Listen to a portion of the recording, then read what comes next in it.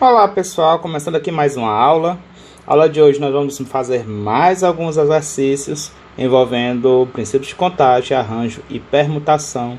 Gente, aqui é prática, tem que exercitar, tem que resolver questões, tem que ver quais são as saídas, certo? Para pegar o jeito de como resolve esses tipos de problemas envolvendo os princípios de contagem, arranjo e permutação. E a matéria da aula de hoje vai ser a parte de combinação. Então, pega o caderno, faz as suas anotações. Quando precisar, dá uma pausazinha no vídeo para poder fazer as anotações. Lembrando que vocês não podem compartilhar esse vídeo com mais ninguém. Esse vídeo é de uso exclusivamente da gente, dos alunos do professor Hugo Vitor. E qualquer coisa, se tiver algum barulho aí atrapalhando, perdoai o professor, pois aqui a gente não tem um estúdio profissional. Estou gravando da minha própria casa. Podem sair alguns barulhos, aí, alguns sons indesejáveis na hora da aula. Fora isso, aproveitem a aula, certo? Bons estudos. Bem, para começar a aula de hoje, eu queria resolver essas 4 questões ainda sobre o assunto da aula passada. Lembrando que esse assunto realmente tem que exercitar, tem que resolver questões. Então façam as questões que tem no livro de vocês, tudo bem? Já para ir pegando habilidade, já para ir pegando prática. Então, se vocês quiserem um tempinho, dá uma pausa, tenta resolver essas questões. Daqui a pouco eu vou colocando aqui a solução. Então, você pode tentar ir fazer sozinho. Dá uma pausa, copia aí o enunciado, faz por conta própria. Depois continua o vídeo aí para ver a solução e ver se o gabarito bateu ou não. Qualquer dúvida a gente esclarece na próxima aula, tudo bem? Então, deixa eu começar aqui a solução das questões. A primeira questão diz o seguinte: um número de seguridade social nos Estados Unidos tem 9 dígitos. Os primeiros dígitos podem ser 0. Item A: quantos números de seguridade social estão disponíveis? Então, nós temos que escolher 9 números. Desses 9 números podem ser qualquer dígito, certo? De qualquer algarismo de 0 até 9, então são 9 dígitos, 4, 5, 6, 7, 8, 9, podendo ser qualquer um dos algarismos de 0 até 9, inclusive eles, né?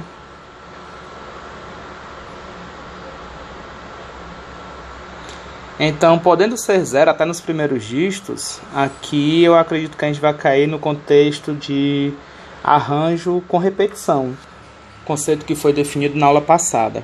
Então, para a primeira opção, para o primeiro dígito, nós temos 10 opções. Eu vou colocar aqui a quantidade de opções que eu tenho, certo? Já no segundo dígito também temos 10 opções. No terceiro, no quarto, então todos eles nós vamos ter 10 opções.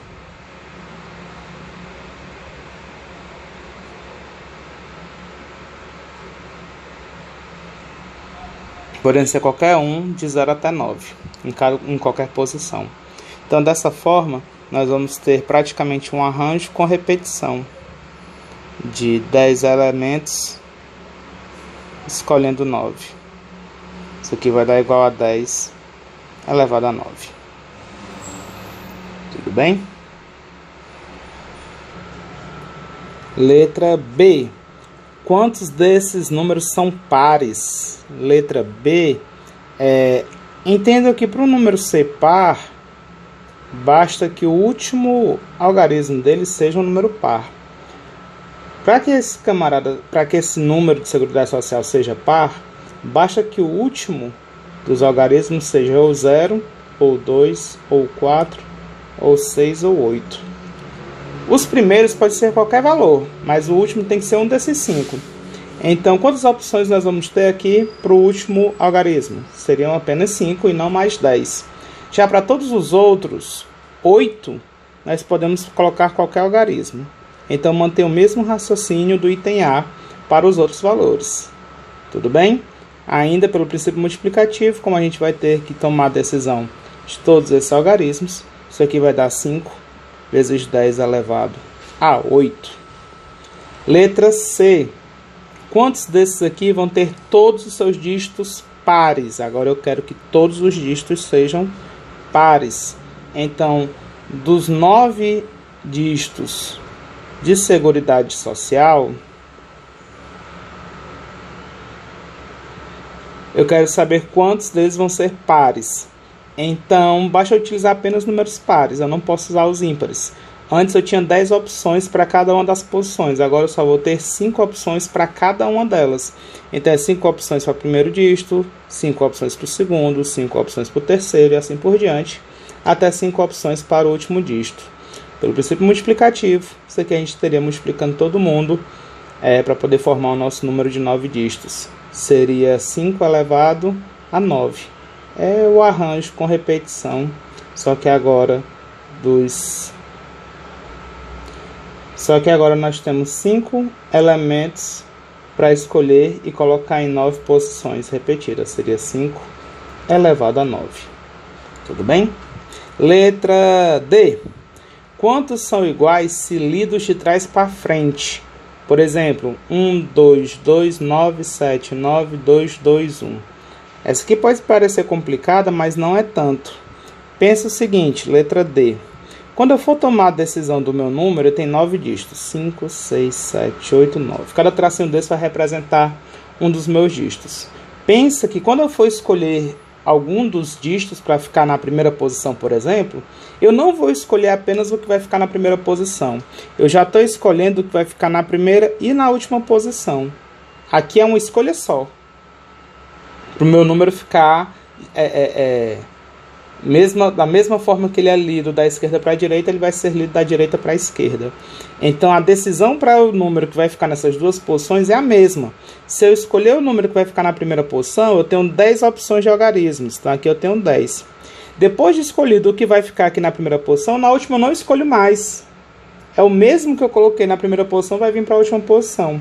Se eu for pensar em total de possibilidades, total de escolhas que eu tenho, depois de escolhido o primeiro eu tenho 10 opções. Na última eu só tenho uma opção, que é repetir o que eu escolhi na primeira posição. Entenderam isso? Então eu tenho uma decisão para tomar, é o número que vai ficar na primeira posição, é o algarismo que vai ficar aqui no primeiro dígito, e depois que eu escolho esse algarismo, ele vai ser repetido lá na última posição, para poder o número poder ser lido de trás para frente. Então eu vou usar o mesmo raciocínio com o segundo e o penúltimo, o terceiro e o antepenúltimo, o quarto e... agora eu não sei como eu chamo esse cara. E o sexto. Aqui é bom porque são pouquinhos. Então, quantas opções nós temos para o primeiro? 10. Para o segundo dígito, nós também vamos ter 10. Para o terceiro dígito, nós vamos ter 10 opções. Para o quarto dígito, 10 opções. Para o quinto dígito, 10 opções. O sexto dígito vai repetir com o quarto. Então, aqui eu não tenho escolha, vai ser uma única opção. É repetir o que está na quarta posição. Aqui na sétima, vai repetir o que está na terceira posição. Então, eu não tenho tantas escolhas. Do mesmo número que está lá na terceira posição, eu vou colocar aqui. Então, só tenho uma opção de valor para colocar para cá. E, finalmente, depois de escolhido o segundo dígito, o mesmo algarismo que eu coloquei lá, eu vou ter que colocar aqui na penúltima posição. Então, eu só tenho uma escolha para cá, para que o meu número seja lido da mesma forma, de trás para frente. Então, aqui a gente vai ter 10 elevado a 5, não mais 10 elevado a 9.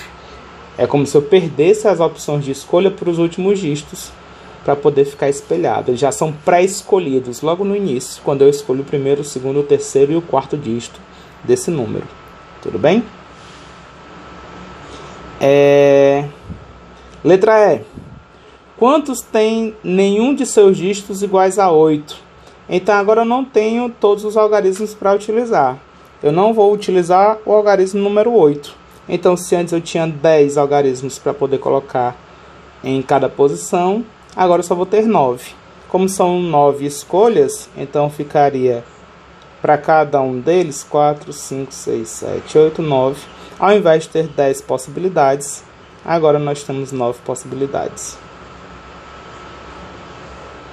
para cada uma das posições. O algarismo número 8, o algarismo 8 não vai entrar aqui. Então, seria um arranjo com repetição de 9 escolhe 9. 9 elevado a 9. Tudo bem? Próximo item ele é bem interessante. Letra F. Quantos tem pelo menos um dígito igual a 8? Quantos números tem pelo menos um dígito igual a 8? Gente, essa aí é muito difícil de fazer se você não pensar direitinho. Porque se você for querer realmente calcular todas as possibilidades, você vai poder ter exatamente 1 igual a 8. Eu vou fazer esse quadradinho aqui. 1, 2, 3, 4, 5, 6, 7, 8, 9.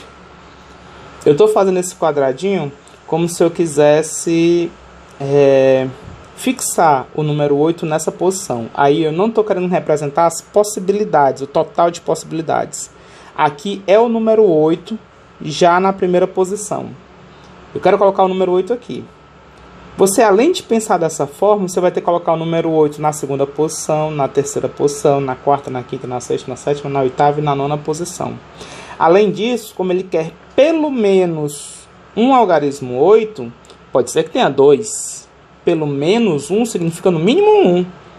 Mas pode ter 2, pode ter 3, pode ter 4. É muito complicado fazer essa questão calculando ela de forma direta. Eu tenho uma outra forma de calcular esse tipo de problema. Isso aqui é uma estratégia que a gente pode utilizar. Eu não já calculei todas as possibilidades, o total delas, de números que podem surgir, e também calculei o total em que não aparece o algarismo 8. Pensa comigo, se eu pegar o total e excluir aquela quantidade em que não aparece o algarismo 8, no restante vão ser as possibilidades que tem pelo menos um algarismo 8. Então, o total já foi calculado no item A, é 10 elevado a 9. E quando não aparece nenhum 8, também foi calculado, só que agora aqui no item E, vai dar 9 elevado a 9. O que eu quero, que seria pelo menos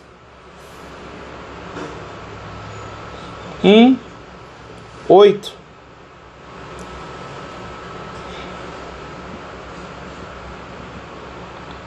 O meu raciocínio é esse. Eu vou pegar o total, que é 10 elevado a 9 números. Aqui tem todas as possibilidades de números que podem ter de Seguridade Social. E se eu subtrair aqui a quantidade delas que não tem nenhum 8, que seria 9 elevado a 9, o resultado dessa subtração vão ser aqueles que tem pelo menos um 8. Pode ter 1, pode ter 2, pode ter 3, até todos os números 8. Certo? Entenderam o raciocínio? Qualquer dúvida a gente esclarece na aula, no encontro no MITS. Tudo bem? Para finalizar, quantas tem exatamente um número 8? Olha como dá trabalho encontrar só um 8. Só um 8 para vocês verem. F, letra G. Só um 8. Então, imagina que aqui nós temos as minhas possibilidades. 1, 2, 3, 4, 5, 6, 7, 8, 9. São 9. 5, 6, 7, 8, 9. 9 algarismos, certo? 9 dígitos. Se só o meu primeiro for um 8, tá aqui, ó. Eu coloquei o número 8 aqui. Não são 8 possibilidades. É o número 8. Ele já vai fixo para cá. Certo? Então, no restante eu posso colocar qualquer um dos outros algarismos. Então, agora eu vou colocar as possibilidades que vão existir em cada um dessas posições. Então, nós temos 10 possibilidades. Ele quer exatamente 1. Então, não pode ser 10. Eu tenho que tirar o número 8. Então, aqui só vão ser 9 possibilidades. Seria o 0, 1, 2, o 3, o 4, o 5, o 6, o 7 e o 9. O 8 já não entra mais. Eu quero exatamente um 8. Esse 8 vai ser o da primeira posição. Então, 9 possibilidades para o segundo, 9 para o terceiro, 9 para o quarto e assim por diante. Então, quando o número 8 é o primeiro, nós vamos ter 9 elevado a 8. Vixe, vai ficar muito espremidinho ali. Deixa eu ver se eu consigo puxar mais um pouquinho. Criar mais espaço. Então, isso aqui vai dar igual a 9 elevado a 8. Tudo bem? Só que não é obrigatório o 8 ficar na primeira posição. O 8, o algarismo 8, ele pode ficar na segunda posição. Posso colocar ele fixo bem aqui. Então, o 8 estando fixo na segunda posição, para as possibilidades das outras posições, eu vou ter 9 possibilidades para a primeira, 9 possibilidades para a terceira, 9 para a quarta, 9 para a quinta. E assim eu vou construir eu vou contar a quantidade de números que tem o algarismo 8 na segunda posição. E só tem esse 8 aí, não vai ter nenhum outro 8 no decorrer do número. Também vai ser 9 elevado a 8. E eu vou continuar esse raciocínio até colocar o 8 na última posição. Quando o 8 ficar fixo aqui e não ter mais nenhum outro 8, eu só vou ter 9 possibilidades para cada um dos outros dígitos. Também usando o princípio multiplicativo aqui, eu vou ter 9 elevado a 8 possibilidades de números.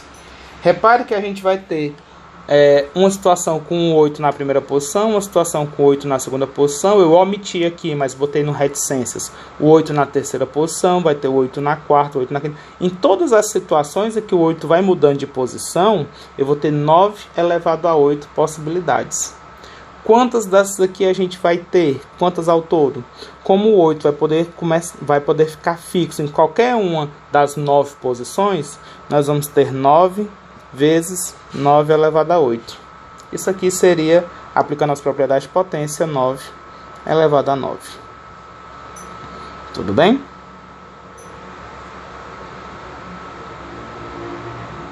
Dúvidas a gente tira lá na aula de exercícios.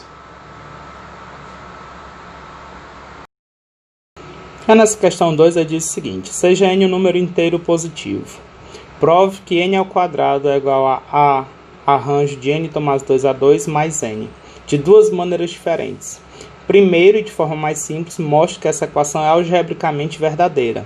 Em seguida, e mais interessante, interprete os termos n ao quadrado, arranjo de n tomado 2 a 2 e n no contexto da lista de contagens, e use isso para argumentar porque a equação deve ser verdadeira. E aí? Então vamos fazer isso de duas maneiras. Primeira maneira.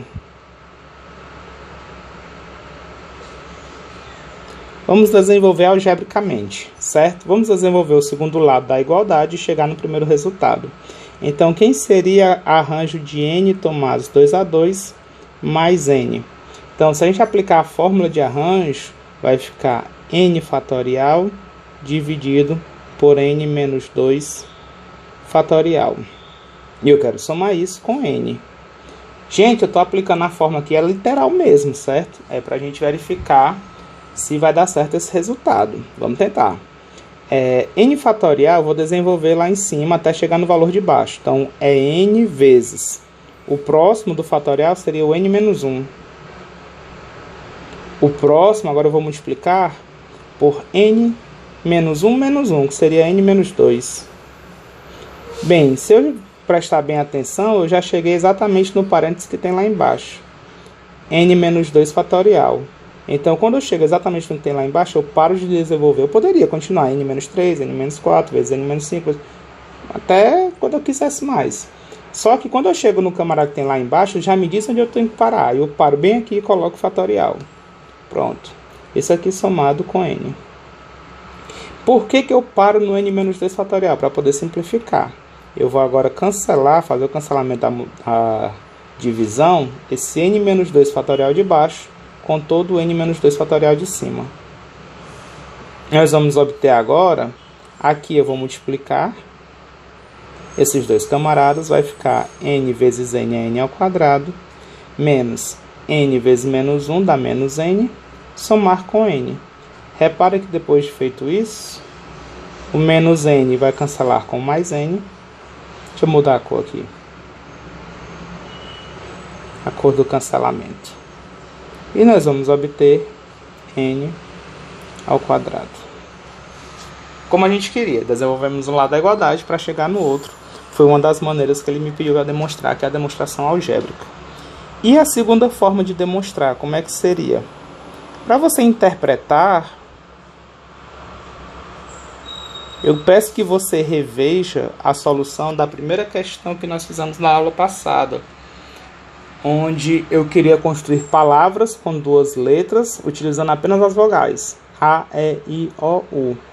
Se você vê o que a gente está fazendo ali, é como se eu quisesse criar uma lista, né? Eu quero criar uma sequência usando duas letras, sendo que eu tenho um conjunto de 5 letras para colocar. Tudo bem? Se essa lista ela for com elementos repetidos, vamos lembrar lá daquela, para o n igual a 5, lembrando,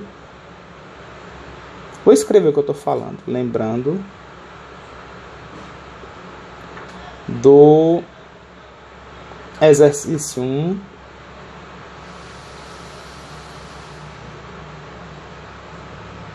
da aula passada.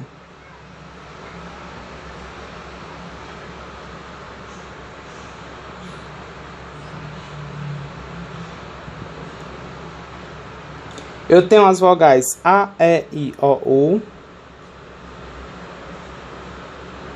E eu quero criar palavras com duas sílabas. Se eu puder repetir essas sílabas, eu quero criar palavras com duas sílabas. Se eu puder fazer com repetição de letra, aqui eu tenho 5 opções para o primeiro e 5 opções para o segundo. Isso aqui seria 5 vezes 5, 5 ao quadrado. Aqui eu teria o total de palavras com duas letras, né? Duas letras, escolhidas entre as vogais. Só que eu posso fazer essa conta de outra forma. Eu posso fazer pegando aquelas que são sem repetição de letras,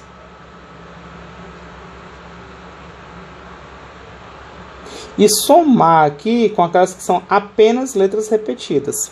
Esse aqui com repetição quer dizer que é permitido repetir letras. Aqui eu estou querendo botar sem permitir a repetição e eu vou somar onde é realmente repetidos. Quando são letras repetidas. Se ela vai ser sem repetição, deixa de ser um arranjo com repetição. Essa primeira situação é um arranjo arranjo com repetição. Eu tenho 5 elementos à minha disposição, eu tenho que escolher 2. Seria esse primeiro caso, onde a gente encontra o total. Já no segundo, aqui a gente vai ter o quê? Sem repetição, nós temos 5 possibilidades para a primeira letra. Depois de escolhida a primeira letra, nós temos 4 possibilidades. Eu já gastei uma, não vou repetir para ser a segunda letra. Para aqui. 5 vezes 4, deixa esse resultado. E eu tenho que somar isso com a quantidade de situações que eu tenho, onde tenho exatamente as letras repetidas. Quantas situações eu tenho com as letras repetidas? Para escolher a primeira letra, eu tenho 5 possibilidades. Ou A, ou E, ou I, ou O, ou U. Já a segunda letra, eu não tenho opções de escolher. A mesma decisão que eu tomei na primeira letra vai se repetir para a segunda letra. Então, quantas opções eu tenho para escolher a segunda letra, sabendo que eu já escolhi a primeira? Se eu já escolhi ela, eu vou repetir. Eu não tenho muita opção, só tenho que repetir. É uma possibilidade. Aí eu multiplico isso aqui. Se você parar para observar, o que foi que aconteceu na primeira, que é sem repetição? É o arranjo de 5 letras que eu tenho no total. Eu tenho que escolher 2, somado exatamente com o total 5. Por que eu relembrei essa situação? Porque aqui é exatamente o que ele pede para eu provar, só que ao invés do número 5, ele pede para n, para um valor natural qualquer. Então, para n, ao invés de 5,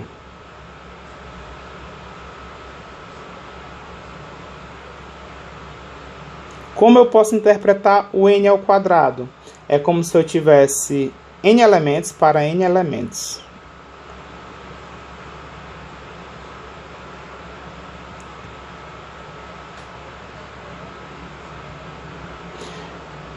Se eu tenho n elementos, eu posso pensar em criar uma lista com 2 desses n elementos de 2 formas. Uma delas é criar uma lista com repetição. Lista com onde é permitido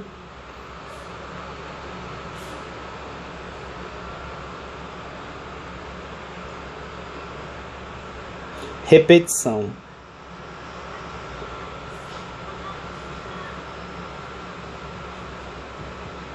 Então, se eu tenho N elementos, eu posso repetir, eu quero uma lista só com 2. E eu posso repetir esses elementos. A primeira decisão que eu vou tomar, eu tenho N possibilidades. Depois de escolher do primeiro, para escolher o segundo elemento dessa lista, também tenho N possibilidades. Aqui seria o meu N ao quadrado. Eu também posso criar essa mesma lista, pensando de duas formas. Uma delas seria contar os elementos sem repetição, sem permitir repetição, e depois somar onde tem exatamente os elementos repetidos. Então aqui vai ser uma lista sem permitir repetição,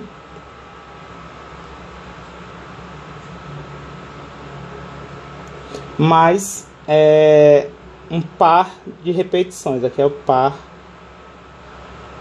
com elementos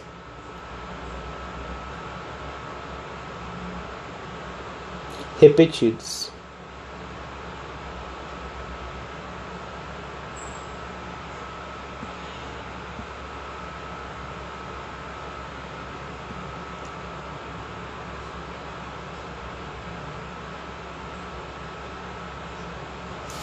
Então, quantas opções eu tenho para criar essa lista sem repetir elementos?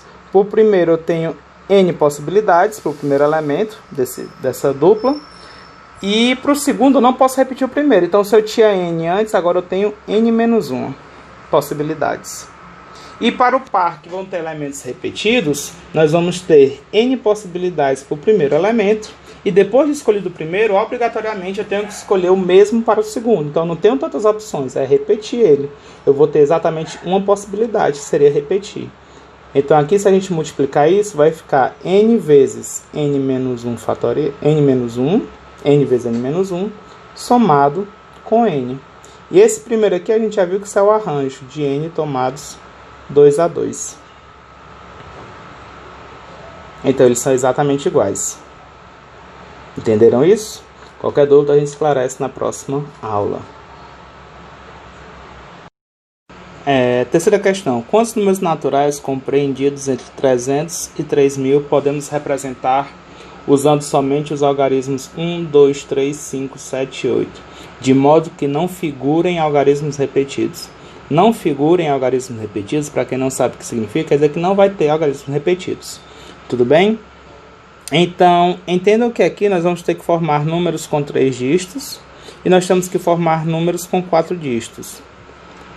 Para os números de 3 dígitos, nós temos quantas possibilidades para colocar na primeira posição? Repare que aqui eu tenho que escolher quem vai vir para a primeira posição primeiro. Já que tem que estar entre 300 e 3.000, eu não posso colocar nem o número 1 e nem o algarismo 2 aqui. Então, para a primeira posição, eu só posso colocar o algarismo 3, 5, 7 e 8. São os que ele me deu que eu posso colocar nessa posição para ficar acima de 300.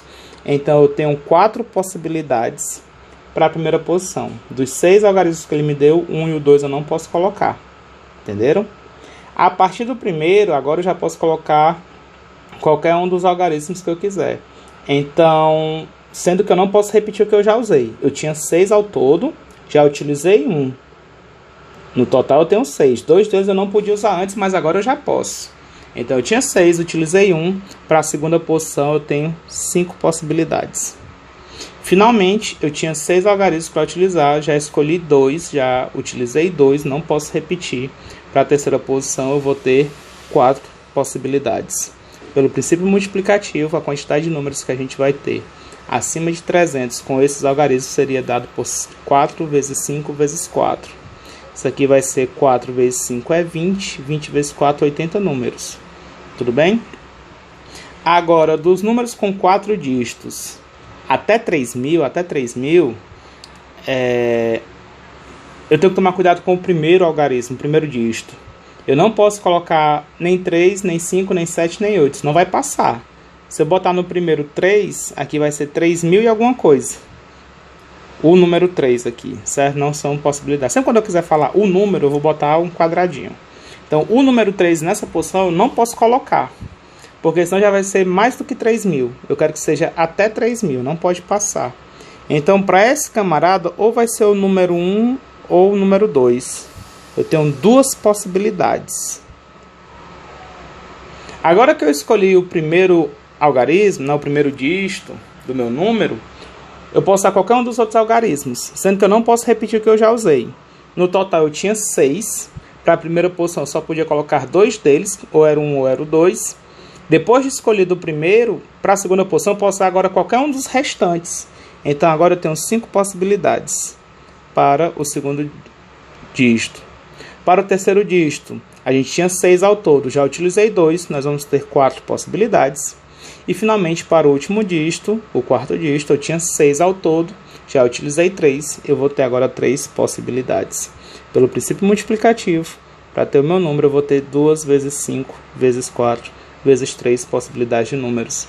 Isso aqui vai dar 2 vezes 5, 10, 10 vezes 4, 40, 40 vezes 3 vai dar 120. Então, nós temos 80 números com 3 dígitos acima de 300, usando aqueles algarismos. E nós temos 120 números abaixo de 3.000, com 4 dígitos, usando aqueles algarismos. Ao todo, entre 300 e 3.000, nós vamos ter a soma. 80 mais 120, 200 números. Aqui a gente misturou um pouquinho do princípio multiplicativo e o princípio aditivo. Muito boa essa questão também. Qualquer dúvida, nós podemos esclarecer no nosso encontro lá no Meets. Tudo bem? Vamos para a próxima questão. De quantos modos podemos organizar 5 crianças em uma roda de ciranda? Quarta questão. Gente, aqui vai entrar um conceito interessante, que é o que a gente chama de permutação circular.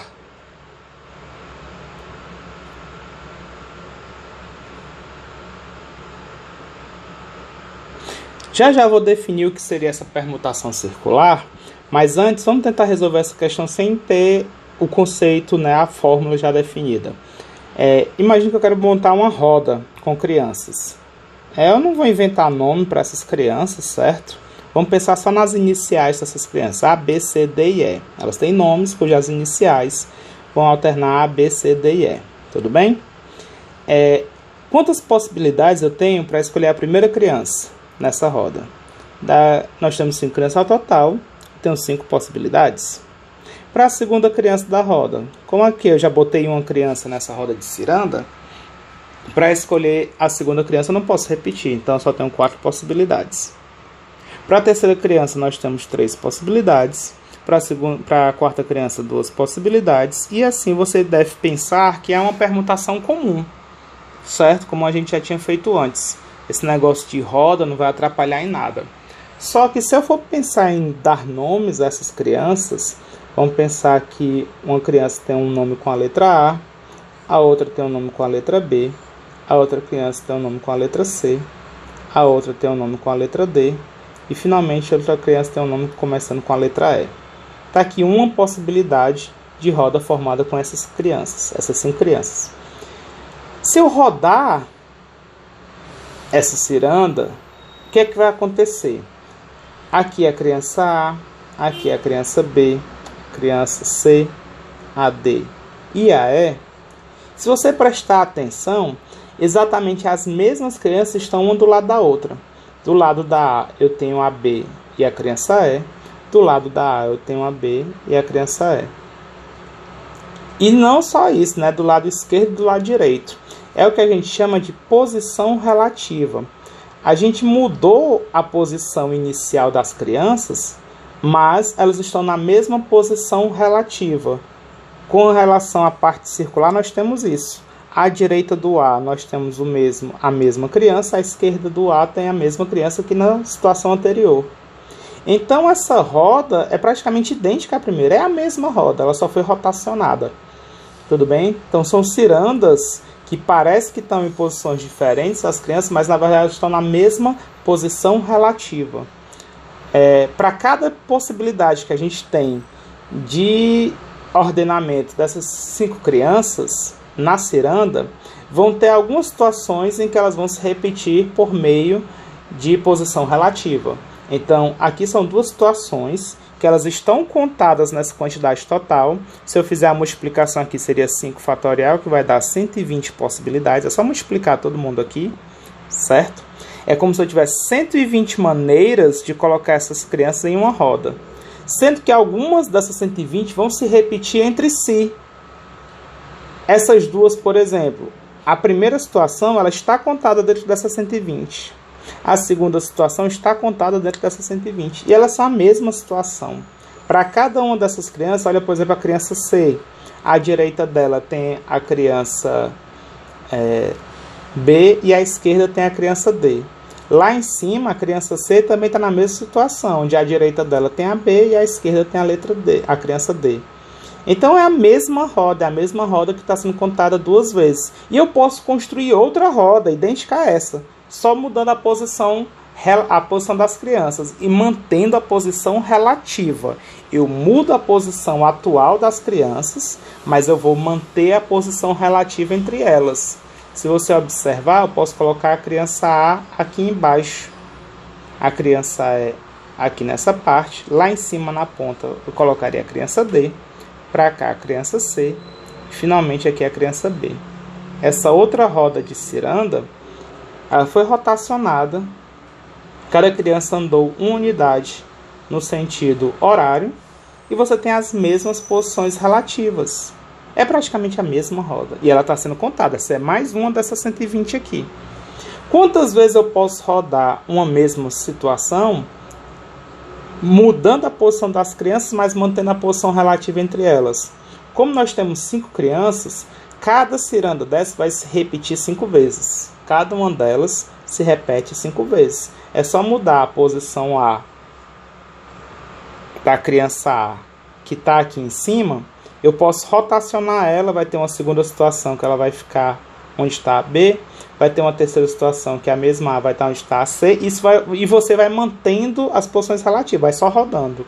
Aí vai ter uma situação em que a A vai ficar na posição da D e a A vai ficar na posição da E. Vão ter 5 rodas em que a posição delas vão estar diferente, mas as posições relativas, se eu comparar a esquerda e a direita de cada uma delas, vão ser iguais à anterior. Vão ter sempre 5. Então, cada uma dessas 120, elas têm de 5 em 5 delas vão se repetir. Dentro dessas 120, de 5 em 5 elas vão se repetir. Então, para cada grupo de 5 rodas dentro dessas 120, é como se eu tivesse uma única roda, porque essas 5 elas são a mesma se eu olhar para a posição relativa. Então, para a gente concluir essa questão em particular, basta você pegar esse total, que é 120, seria a permutação de 5 crianças, e dividir isso pela quantidade de vezes que eu posso rodar essa roda, mantendo a posição relativa entre as crianças. Eu mudo a posição real, mas eu mantenho a posição relativa. Eu posso rodar 5 vezes. Então, essa questão vai terminar sendo 120 dividido por 5. Isso aqui seria 24. Essa é a nossa resposta. Então, quando tiver uma situação de permutação circular, tem uma formulazinha para isso. Uma permutação circular, quando eu tenho n elementos dispostos em uma roda, seria n fatorial, que é a permutação comum, certo? Sendo que eu posso rotacionar esses elementos n vezes. Essa rotação vai mudar a posição dos elementos, mas vai manter a posição relativa. Essa é uma situação que a gente vai considerar como sendo repetida. É a mesma ciranda, só que eles fizeram foi mudar a posição original, mas estão mantendo a posição relativa. Então isso aqui vai ser a mesma coisa que n menos 1 fatorial.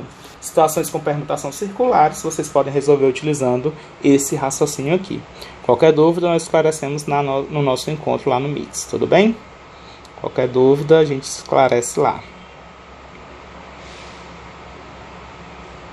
Vamos começar agora com a parte de conteúdo da aula de hoje. Vamos falar sobre combinação. Para que a gente possa entender o que é essa combinação que eu estou falando, está aqui um exemplo motivacional para a gente poder começar. A ideia é a seguinte: num grupo de 5 estudantes, queremos escolher um subgrupo com 3 estudantes. Quantos subgrupos distintos podemos formar? Então, para ajudar a gente, deixa eu pegar a inicial do nome desses estudantes. Imagina que nós temos 5 pessoas: o André, Bruno, Carlos, a Dani e a Eliane. Eu vou chamar agora só por A, B, C, D e E, tudo bem? Dessas 5 pessoas, eu quero escolher 3 para formar um subgrupo, uma comissão, e não importa. Eu quero um subgrupo com 3 elementos. Quantos distintos a gente pode formar? Se você quiser fazer todos, quiser numerar todos, você vai ter que colocar todos os subgrupos, todos os subconjuntos com 3 elementos que esse conjunto vai ter. Então nós vamos ter conjunto ABC, nós vamos ter o A, B, D, nós vamos ter o A, B, E. Repare que aqui são subgrupos com 3 pessoas que tem as pessoas A e B nesse subgrupo. Então nós também vamos ter o subgrupo A, C, D. Nós vamos ter o subgrupo A, C, E. Nós vamos ter o subgrupo A, ACD, ACE, ADE. Os subgrupos que tem a pessoa A, além desse, está faltando mais algum? Vejam aí, por favor. Acredito que sejam apenas esses. Repare que se eu quiser fazer um subgrupo ainda com a pessoa A, só que sendo, por exemplo, A, C, B, esse subgrupo já está formado. É o primeiro. A, B, C é um grupo, é o subgrupo que tem as mesmas pessoas que aqui. Então repare que eu estou preocupado, quando eu formo subgrupos, eu não estou preocupado com a ordem que eu escolho. São aquelas 3 pessoas e pronto, certo? Não importa quem é o primeiro, quem é o segundo ou quem é o terceiro. Aqui a ordem que eu estou escolhendo para as pessoas que vão formar o grupo não importa, não me interessa. Tudo bem? Tenham isso em mente quando a gente for montando aqui os nossos subgrupos. Vamos para frente. Quantos mais nós podemos formar? Eu acredito que tendo a pessoa B e a pessoa A, não preciso mais eu colocar, a gente já fez todas as possibilidades, mas posso ter a pessoa B, C, D, posso ter a pessoa B junto com a C, junto com a E. Quem mais? Eu posso ter a pessoa B, a D e a E. E finalmente, nós podemos ter o grupo com as pessoas C, D e E.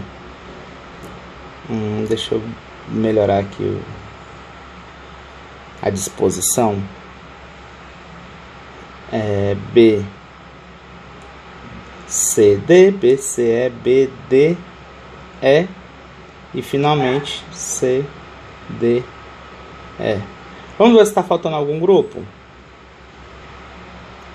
Eu acredito que não. Eu acredito que são apenas esses aqui. Tudo bem? Só 10 subgrupos que a gente pode formar. Mas a gente vai ter que mostrar todos, como nesse caso. Aqui é a minha resposta final. Para quem está achando que está um pouco desorganizado, está difícil contar, deixa eu ajudar aqui vocês. Está aqui 1, 2, 3, 4, 5, 6, 7, 8, 9, 10 subgrupos. Tá? Minha resposta aqui são 10 subgrupos.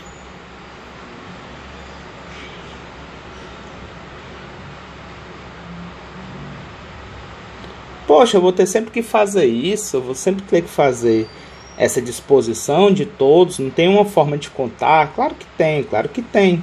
A gente aprendeu nas aulas passadas técnicas para contar sem ter que sair enumerando todos os elementos. Então, quem quiser copiar, dá uma pausa aí, certo? Copia que eu vou apagar essa parte, vamos ver utilizando métodos de contagem, certo?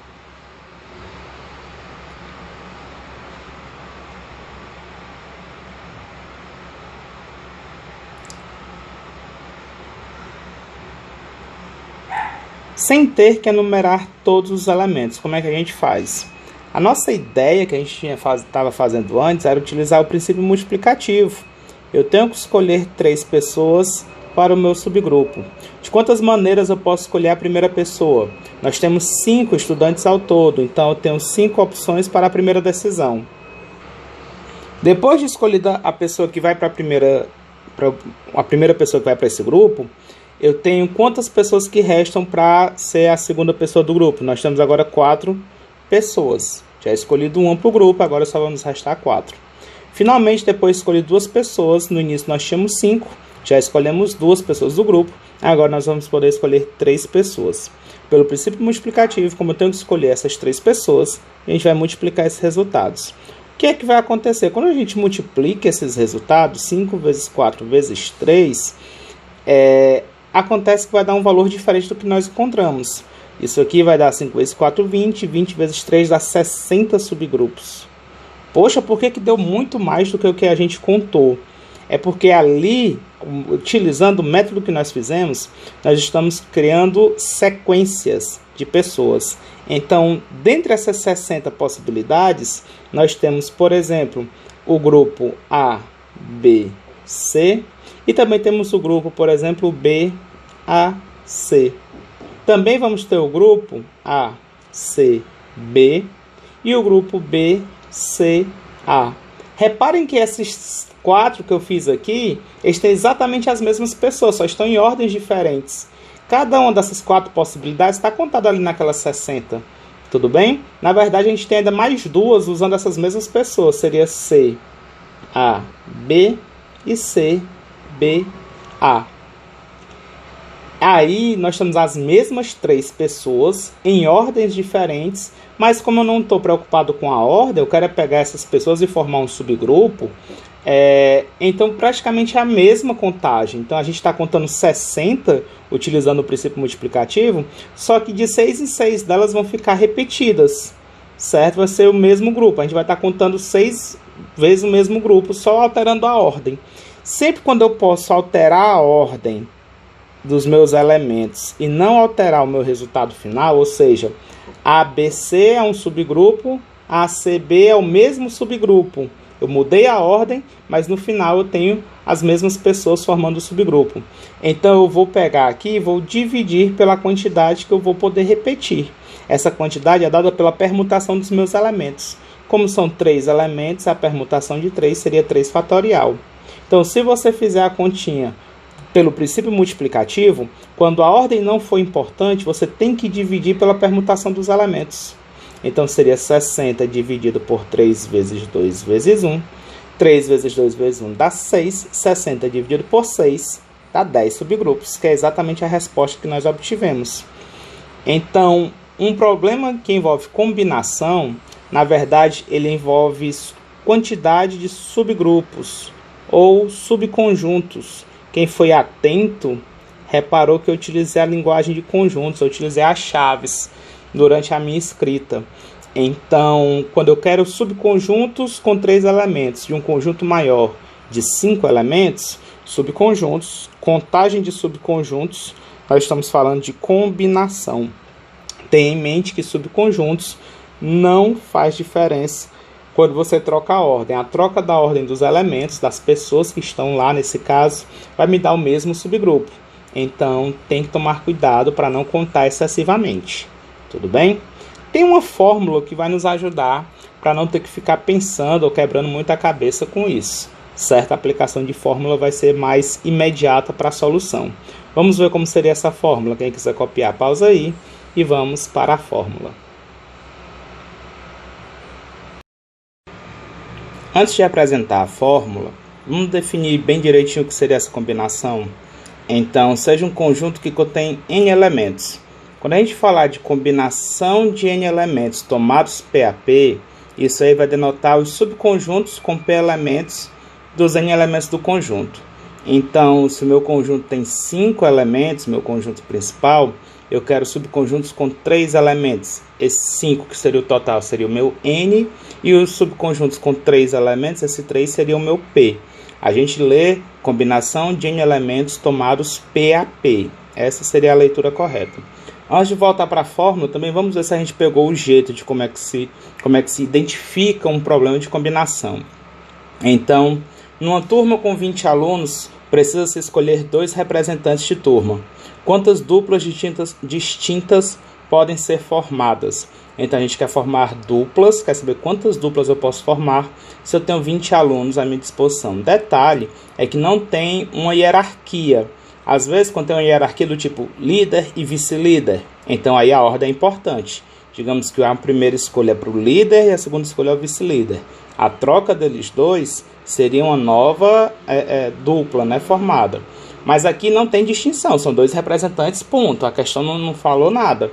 Então não inventem nada da sua cabeça, 2 representantes. Não tem hierarquia, então tanto faz eu escolher o João e a Maria ou a Maria e o João. São a mesma dupla, entendeu? Dessa forma. Então o raciocínio que nós vamos usar aqui é similar ao raciocínio do problema anterior. Nós temos que escolher 2 pessoas. De quantas maneiras podemos escolher a primeira? Nós temos 20 alunos no total, temos 20 maneiras de escolher a primeira pessoa para essa dupla. Depois de escolher a primeira pessoa, de quantas maneiras podemos escolher a segunda pessoa? Olha, se eu já escolhi uma, a segunda pessoa eu posso escolher 19 maneiras. Pelo princípio multiplicativo, eu teria que multiplicar 20 vezes 19. Porém, ao fazer isso, eu estou levando em consideração a ordem, como se a primeira pessoa tivesse uma hierarquia e a segunda fosse uma outra hierarquia. Tivesse uma posição aí a ser considerada. Como eu não quero contar essa posição, ou seja, tanto faz ser o primeiro o João e o segundo a Maria, ou a Maria primeiro e o segundo o João, eu tenho que dividir isso pela permutação dessa quantidade, pela permutação dos 2 elementos, que seria 2 fatorial, que é dividir tudo por 2. Então isso aqui, se você fizer a continha, daria 190 duplas possíveis. Tudo bem? Vamos ver direitinho como é que fica isso aí na fórmula. Pronto. O que vai ser então a nossa combinação? Combinação de N elementos tomados P a P. Eu tanto posso escrever utilizando esses parênteses grandões aqui. Cuidado para não confundir com fração, viu? Não tem pauzinho aqui no meio, não. Sem esse pauzinho no meio. Aqui a gente faz a notação de combinação de N, que seria o total de conjuntos, tomados P a P. O número pequeno fica embaixo. Então, cuidado quando for usar essa notação. Para não gerar confusão, vamos começar com essa notação aqui do C grandão. Então, combinação de N tomados P a P. Primeiro vem o número total de elementos do conjunto e depois vem a quantidade de elementos que o meu subconjunto vai ter. Como é que vai ficar a nossa fórmula? Ela vai começar parecida com a fórmula do arranjo. Então, seria N fatorial dividido por N menos P fatorial. A diferença é que eu também tenho que dividir pela quantidade de elementos que eu vou poder permutar, que seriam a quantidade de elementos do meu subconjunto. Então, como eu tenho que dividir por essa quantidade, dividir por P fatorial. Então, essa seria a nossa fórmula. E antes de irmos para os exercícios, algumas propriedades que, se você substituir e for fazer a continha, vai ajudar muito para a gente. Por exemplo, combinação de N tomado 0 a 0. Isso aqui já vai ser 1, certo?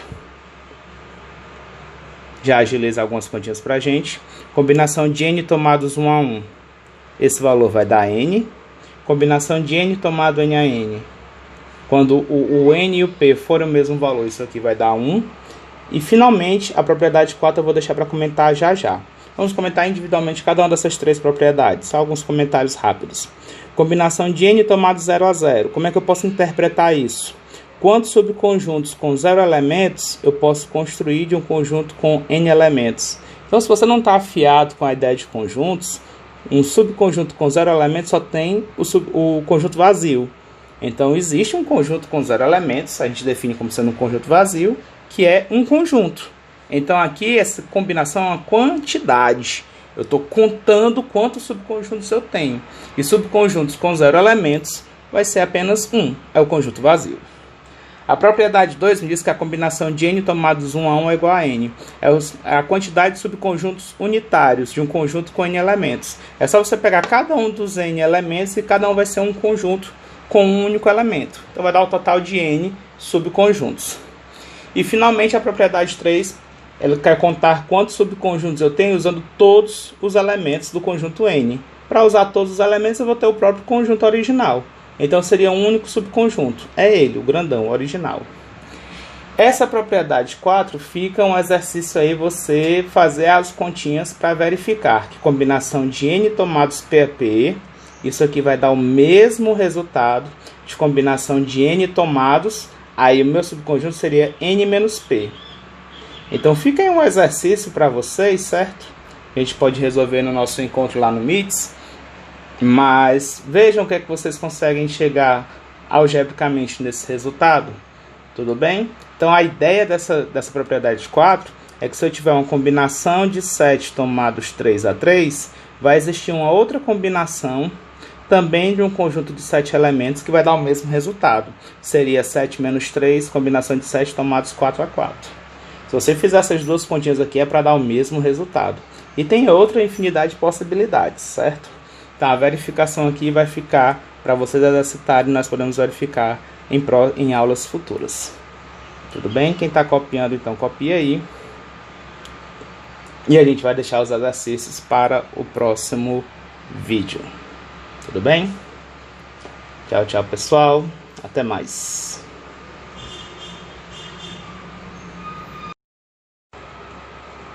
Os problemas envolvendo combinação vamos deixar para a próxima aula. Mas ainda nessa aula vamos treinar um pouquinho sobre a fórmula. A gente viu agora uma fórmula recente, vamos praticar ela um pouco. Combinação de 7 tomados 3 a 3, desculpa. Combinação de 7 tomados 3 a 3. É esse que eu vou querer calcular no item A. Como é que eu faço para fazer o cálculo dessa combinação? Para quem viu a fórmula, eu vou até escrever ela aqui em cima para a gente ficar olhando para ela. Combinação de n tomados P a P. Isso aqui vai ser n fatorial dividido por P fatorial vezes n menos P fatorial. Professor, você copiou de um jeito diferente agora há pouco. Tava o n menos P primeiro e o P depois. Gente, como vai estar multiplicando, tanto faz a ordem, certo? O importante é que tenha os dois no denominador, certo? Então, tanto faz usar um ou outro. No item A, quem vai ser o meu n? O n vai ser o 7. Quem vai ser o meu p? O p vai ser o 3. Então, a gente vai ter 7 fatorial dividido por 3 fatorial vezes 7 menos 3 fatorial. Substituir lá na fórmula onde tem n eu coloquei 7, onde tem p eu coloquei o 3. Embaixo, eu não vou copiar o 7 fatorial lá em cima primeiro, eu vou copiar aqui embaixo. Fica 3 fatorial vezes 7 menos 3 entre parênteses, vai ficar 4 fatorial. Então, para não ter que fazer o desenvolvimento de todos esses fatoriais, eu vou olhar qual é o maior número que tem embaixo. E eu vou desenvolver o fatorial de cima até chegar no maior número que tem embaixo. Não é 7 fatorial? Então vai ficar 7 vezes 6 vezes 5 vezes 4. Opa, o 4 tem lá embaixo. Eu vou parar aqui e vou colocar o fatorial. Entenderam a estratégia? Por que a gente faz isso? Primeiro, para diminuir as contas, que a preguiça é grande. Segundo, essas contas vão ser diminuídas por causa do cancelamento da multiplicação. Então, 4 fatorial multiplicando em cima e o 4 fatorial multiplicando embaixo, eu vou cancelar. E agora a minha conta fica muito mais suave de fazer. 7 vezes 6 vezes 5 vezes... Opa, aqui é um 5. Dividido por 3 fatorial, que seria 3 vezes 2. E se você quiser cancelar aqui, você já pode também, já para simplificar suas contas. Então, embaixo, 3 vezes 2, quando eu multiplicar, vai dar 6. Eu posso cancelar com o 6 de cima. Em cima vai ficar apenas 7 vezes 5, que é igual a 35.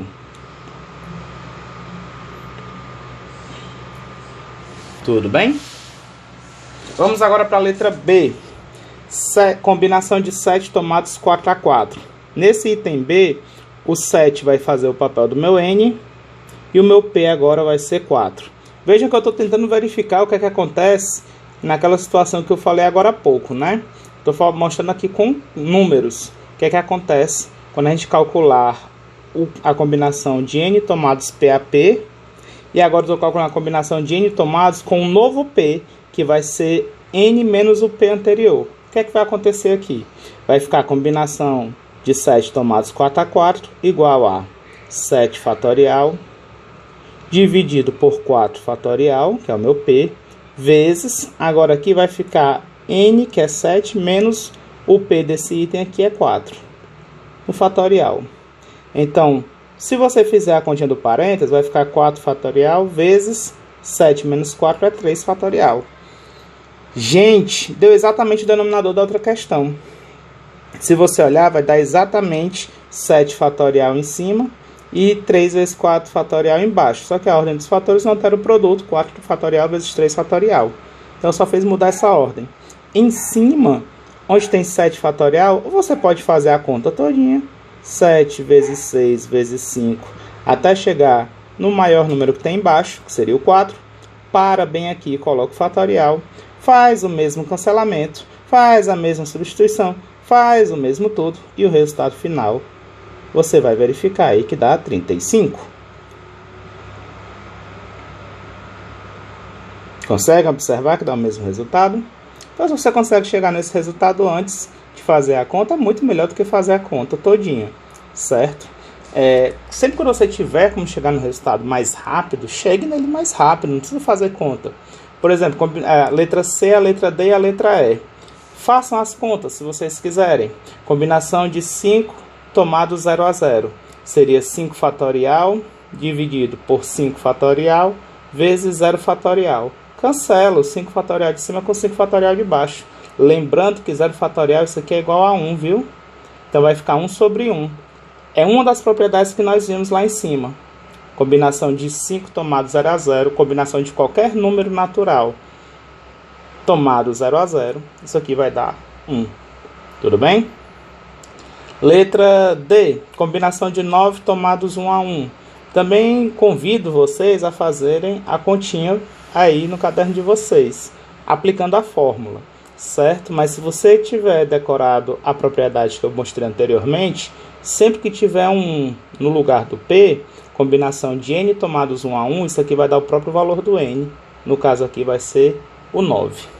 E finalmente a letra E, combinação de 8 tomados 8 a 8. Convido mais uma vez vocês a aplicarem a fórmula nesse item E e chegar no resultado que vai ser a propriedade que nós mostramos anteriormente. Combinação de 8 tomados 8 a 8. Isso aqui vai dar igual a 1.